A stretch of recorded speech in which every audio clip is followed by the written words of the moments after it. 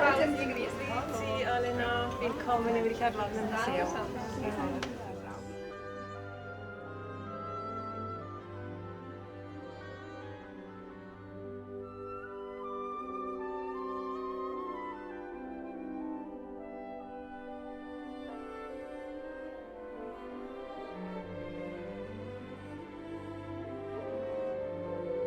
Es ist mir eine Freude, heute hier im Richard Wagner Museum in Luzern zu sein, einem so bedeutungsvollen Ort, um über einen so wichtigen Komponisten zu sprechen.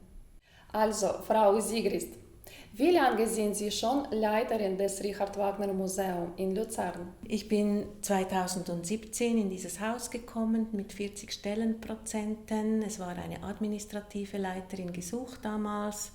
Und da ich bei der Kulturförderung beim Kanton Luzern gearbeitet hatte, hatte ich gute Beziehungen hierher und ich konnte auch meine Fähigkeiten hier gut einbringen. Was sind die Hauptaufgaben bei Ihrer täglichen Arbeit und was macht Ihnen am meisten Spaß? Am meisten Spaß kann man wahrscheinlich schon sagen, hierher zu kommen und in diesem Haus zu arbeiten, in dieser Idylle, an diesem Ort. Es ist wahrscheinlich der schönste Ort in Luzern und Luzern an und für sich ist ja schon sehr schön, aber hier zu sein ist wirklich ein Geschenk, auch für mich als Luzernerin jeden Tag. Dann macht es mir Freude, mit den vielen verschiedenen Menschen, die hier ein- und ausgehen, in Kontakt zu sein, die Freude zu spüren, dass sie hier sind, in diesem Haus, wo Richard Wagner so gerne gelebt hat, diese 6 Jahre, die er hier war. Einfach auch diese Begeisterung zu spüren, dass man hierher kommen kann, dass es dieses Haus noch gibt, dass diese Umgebung noch so existiert, wie sie war, als Richard Wagner hier war. Das ist schon etwas sehr Einmaliges und das macht auch die Arbeit hier sehr bereichernd. Und natürlich, das muss ich auch sagen, wir haben jetzt ein neues Team. Es ist toll, mit diesen Menschen zusammenzuarbeiten und auch die Begeisterung zu spüren, die wir alle haben, hier zu sein. Unter anderem ist auch Franziska Sagner unsere neue wissenschaftliche Mitarbeiterin. Es war uns sehr wichtig, jemand hier im Haus zu haben, die fundiert Kenntnis hat über Musikwissenschaft, über Richard Wagner, um wirklich auch vertieft Auskunft zu geben über sein Leben, das hier stattgefunden hat oder ganz allgemein über die Musik.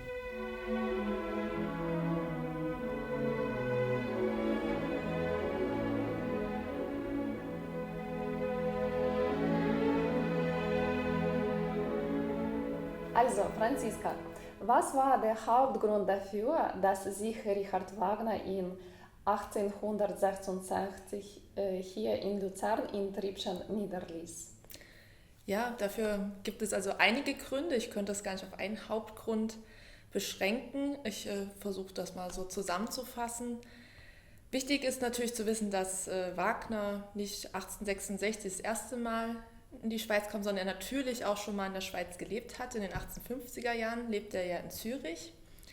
Damals ist er dort notgedrungen hingegangen. Er war mal wieder auf der Flucht, weil man ihn in Dresden steckbrieflich tatsächlich gesucht hat, weil er sich an der Deutschen Revolution beteiligt hatte. Deswegen musste er das Land verlassen und so ging er in die Schweiz, hat das Land lieben gelernt.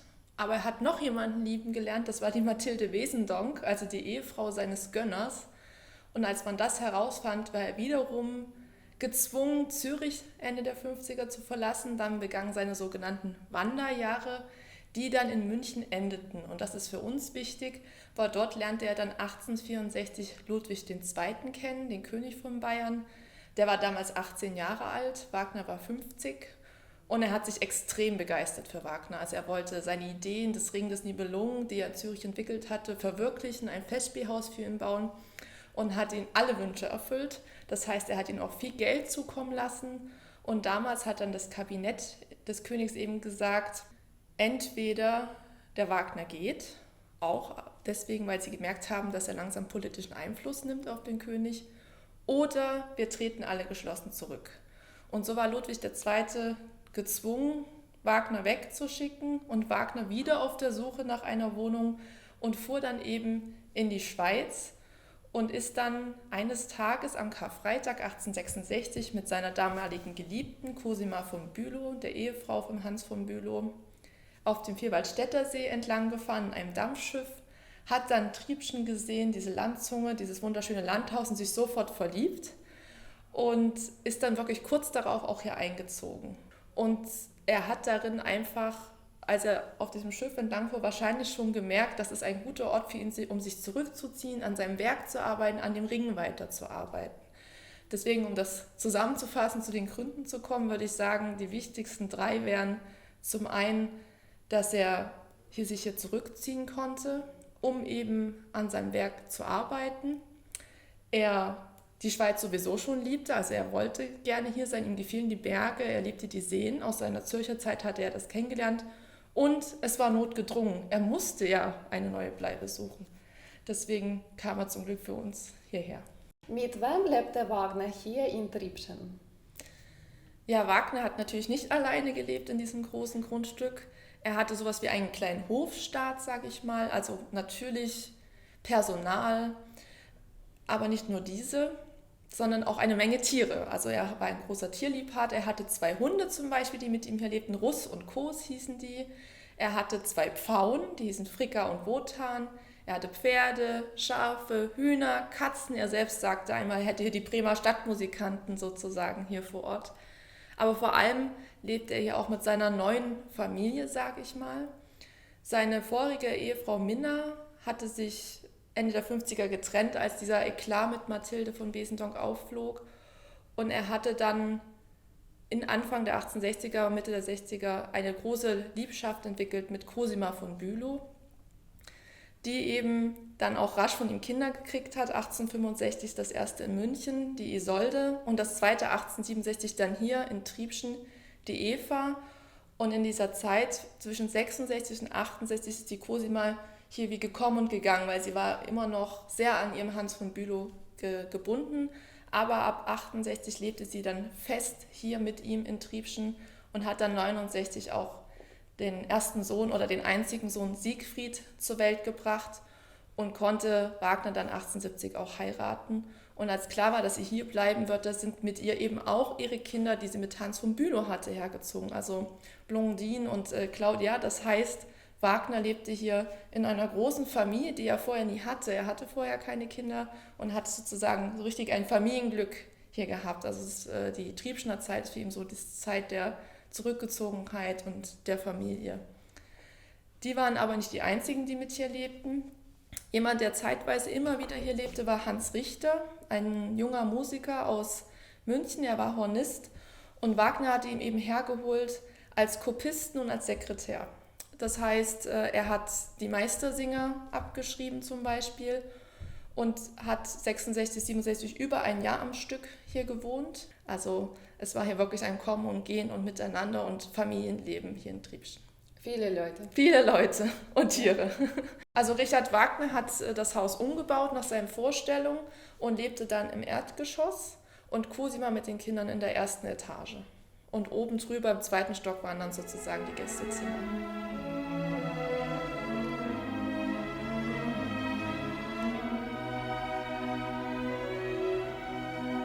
Eine Persönlichkeit wie Wagner pflegte ja Kontakte zu vielen heute noch bedeutenden Persönlichkeiten. Welche Gäste empfing Wagner in seinem Triebschen Landhaus? Ja, da haben Sie recht. Also natürlich sind sehr viele Gäste hier ein- und ausgegangen, die man heute auch noch kennt. Um einen wichtigen zu nennen, zum Beispiel wäre das Franz Liszt. Das kommt nicht von ungefähr. Franz Liszt und Wagner waren eigentlich mal gute Freunde.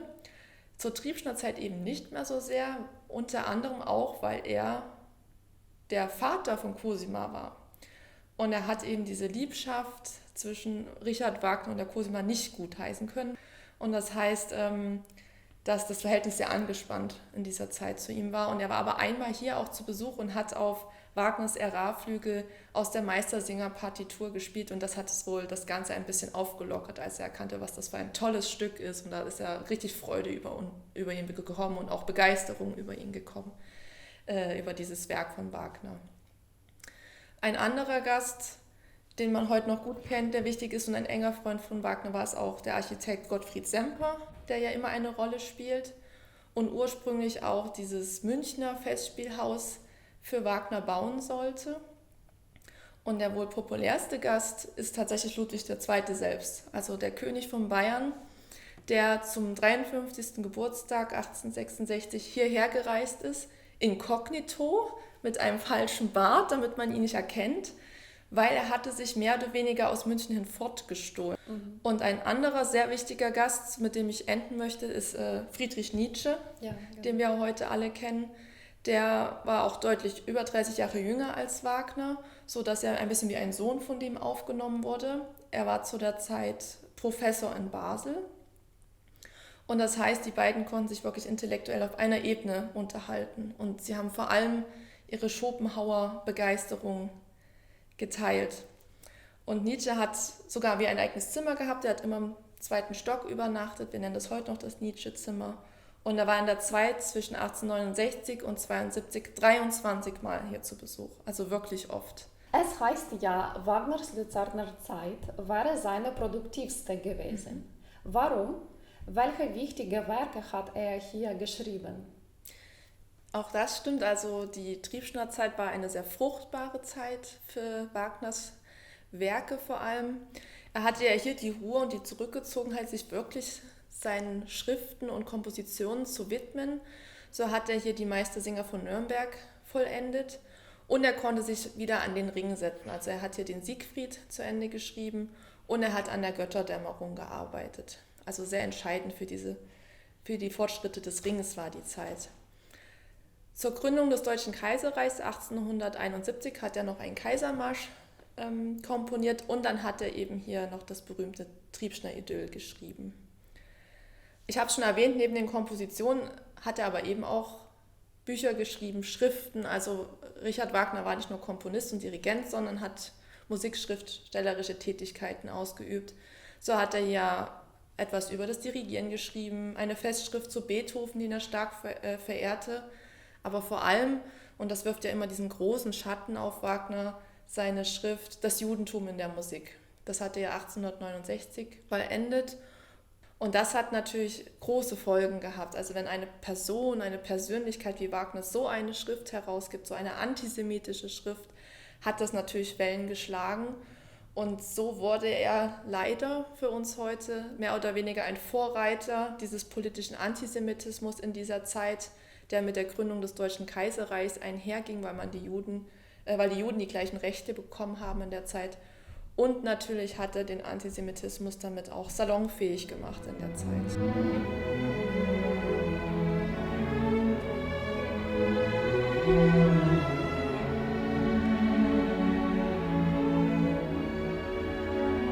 Eine Komposition von Wagner wurde sogar hier in Triebschen-Urau geführt. Können Sie uns mehr darüber erzählen? Genau, da handelt es sich dabei um das Triebschner Idyll, was hier im Haus, im Treppenhaus uraufgeführt wurde. Wagner hat es für Cosima zum 33. Geburtstag als Geburtstagsständchen geschrieben. Und ich möchte, dass Sie sich das mal vorstellen. Sie haben Geburtstag, Sie liegen im Bett und dann wachen Sie auf von einer Musik und stellen fest, der Ehemann hat nur für Sie eine Komposition geschrieben, hat nur für Sie extra 15 Musiker der Tonhalle herkommen lassen, die das Werk für Sie aufführen.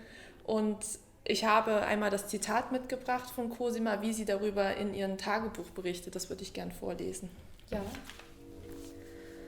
Von diesem Tag, meine Kinder, kann ich euch nichts sagen. Nichts von meinen Empfindungen, nichts von meiner Stimmung, nichts, nichts. Dürr und trocken will ich euch nur sagen, was geschah. Wie ich aufwachte, vernahm mein Ohr einen Klang, immer voller Schwolle an. Nicht mehr im Traum durfte ich mich wehen. Musik erschallte. Und welche Musik?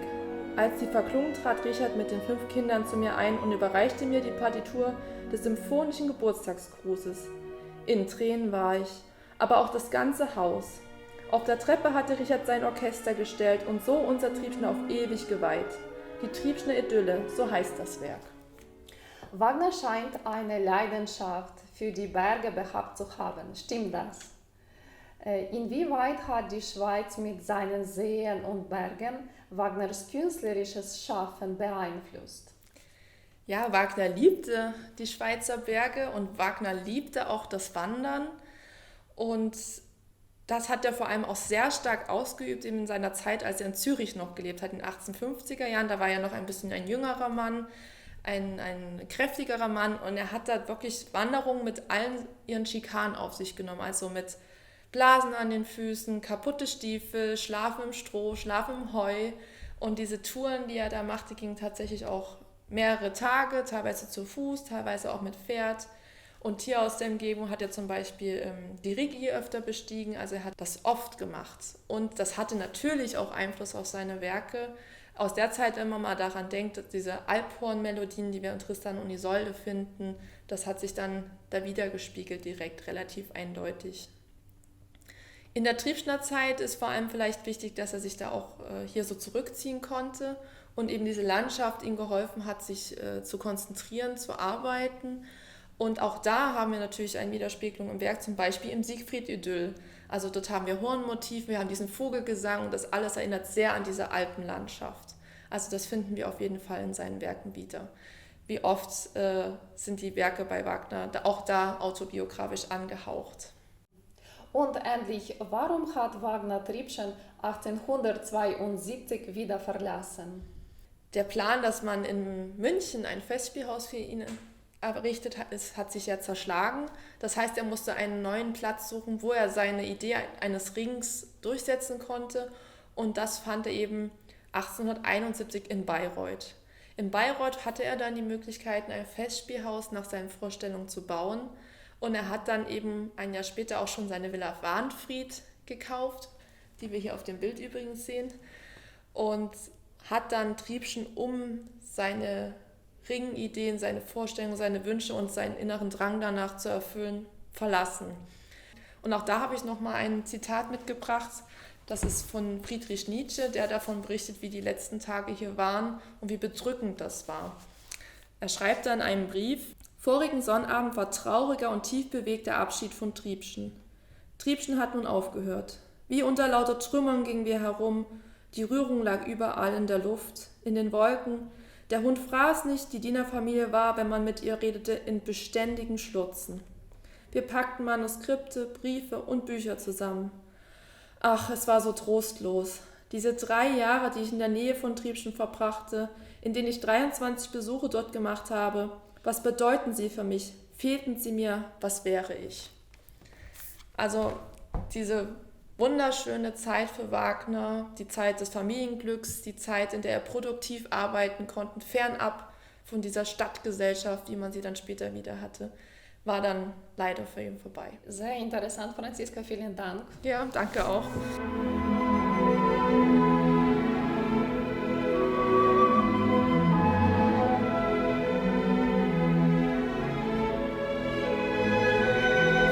Können Sie uns etwas zur Geschichte des Hauses erzählen? Die Ursprünge gehen sehr weit zurück von diesem Haus, aber sprechen wir jetzt von dem Gebäude, was wir heute hier sehen. Das wurde 1800 in diese Form gebracht von der Familie Amrin. Als Richard Wagner 1866 einzog, kam er hierher und hat sehr schnell dann gesehen, wie er das umbauen möchte. Es war natürlich noch nicht so, wie er das wollte innen. Es war ihm natürlich damals schon sehr wichtig, wie er lebt, wie sind die Tapeten. Also hat er dann auch Aufträge vergeben, die Tapeten neu machen lassen etc. Und das ging dann alles auf Kosten von Herrn Amrin. Und es gibt auch heute noch, und das haben wir in unserer Ausstellung, eine Abrechnung darüber, was die Kosten waren, eine Zusammenstellung, und es war nicht wenig. Aber König Ludwig hat auch hier geholfen und dieses Geld bezahlt. Und nicht nur das Haus ist geschützt, sondern diese ganze Landzunge, dieses Trippschen Horn, was hier nach vorne geht, ist ein riesiges Glück, dass es geschützt ist. Es ist auch alles noch frei und es ist nicht bebaut. Das ist wunderbar, dass das so erhalten geblieben ist bis heute. Da war die Stadt sehr weitsichtig. Sie hat das Gebäude gekauft 1931, hat es die Familie Amrin an die Stadt Luzern verkauft und die Stadt Luzern hat dann schnell gespürt, hier müssen wir etwas machen über Richard Wagner, weil es kamen damals schon Pilger hierher, die haben das Haus besichtigt, von außen natürlich nur, es war nicht zugänglich und dann hatte man dann schon bei der Stadt die Ansicht, auch zusammen mit anderen interessierten Personen hier so ein Richard Wagner Museum einzurichten. Was sind Ihre Zukunftspläne für das Museum? Tatsächlich haben wir große Pläne. Die Ausstellung, die Dauerausstellung, wie wir sie heute hier sehen, die ist schon 40 Jahre alt, also wirklich in die Jahre gekommen. Und wir möchten die Ausstellung auffrischen und wenn ich sage auffrischen, ist es lustigerweise, geht es zurück. Es geht zurück in die Zeit von Richard Wagner. Wir wollen den Salon so herrichten, wie wir aus den Tagebüchern von Cosima oder aus den Briefen von Richard Wagner selber, wie er König Ludwig schreibt und erklärt, wie er sich hier eingerichtet hat. Also aufgrund dieser Fakten wollen wir die Räume zurückversetzen in die Zeit von Richard Wagner. Man soll hierher kommen und die Atmosphäre fühlen und denken, man ist zu Gast bei Richard Wagner in seinem Salon. Was sind Ihre persönlichen Ziele für das Museum? Meine persönlichen Ziele, ja, das geht vor allem darum, diesen schönen Ort noch weiter zu öffnen. Also für unsere internationalen Gäste selbstverständlich, aber auch für unsere Luzerner Bevölkerung. Also es soll wie für beide Gruppen ein Ort sein, wo man hinkommt. Weil für die Luzernerinnen und Luzerner, die kommen einmal hierher und nachher wahrscheinlich relativ selten wieder. Und wir wollen vielleicht vermehrt Veranstaltungen machen können in unserem Salon, wenn er dann so hergerichtet ist, wie wir uns das vorstellen. Nach dem Umbau, dann soll hier auch ein bisschen mehr möglich sein. Es werden nicht mehr so viele Vitrinen hier drin stehen, die werden im Obergeschoss dann sein und dann wollen wir das noch weiter beleben hier. Das sind die größten Ziele. Und den schönen Ort vor allem auch teilen mit möglichst vielen Menschen. Herzlichen Dank für die Möglichkeit, dieses Interview zu führen. Es war mir eine große Freude, heute mit Ihnen zu sprechen und so viel über das Leben und das Werk von Richard Wagner hier in der Schweiz zu erfahren. Vielen Dank. Ich danke Ihnen, Alena. Danke vielmals fürs Kommen und fürs Interesse. Dankeschön.